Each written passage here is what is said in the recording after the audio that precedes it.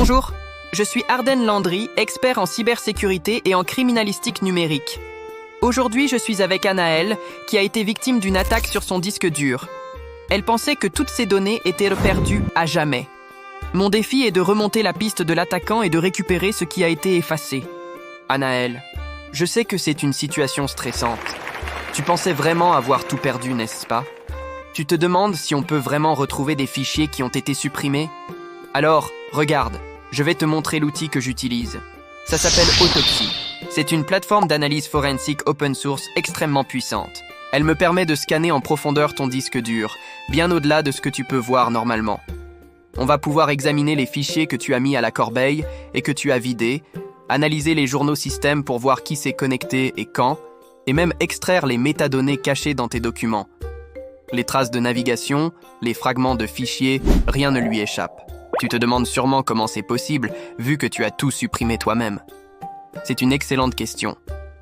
En réalité, quand tu supprimes un fichier sous Windows ou macOS, le système d'exploitation ne l'efface pas immédiatement. Il se contente de marquer l'espace qu'il occupait comme disponible pour de nouvelles données. Le fichier original reste intact, mais invisible, jusqu'à ce qu'il soit écrasé.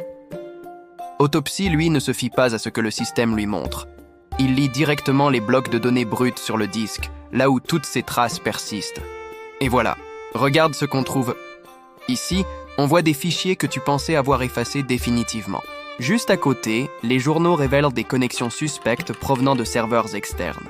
Et regarde ça, ton dossier Photo-Vacances 2023, que tu croyais vide, contient encore des fragments d'images récupérables. C'est incroyable, non? Tu vois, l'attaquant a pu accéder à tout ça parce que ton disque dur n'était pas chiffré. C'est comme laisser la porte de ta maison grande ouverte. De plus, ton mot de passe était un peu trop simple, ce qui a facilité son intrusion. Il a probablement exploité une faille de sécurité en se connectant via un réseau non sécurisé, comme un Wi-Fi public. Pour éviter que ça ne se reproduise, retiens bien ces 3 règles d'or. Premièrement, utilise toujours des mots de passe complexes et uniques pour chaque service et stocke-les dans un gestionnaire de mots de passe sécurisé. Deuxièmement, active le chiffrement sur tous tes disques durs et tes clés USB.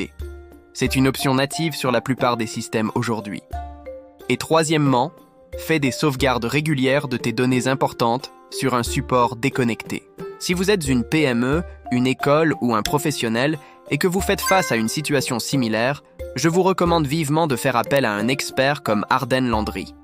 Il ne s'est pas contenté de récupérer mes données, il m'a aussi aidé à comprendre mes vulnérabilités pour mieux me protéger à l'avenir. Merci d'avoir regardé cette vidéo.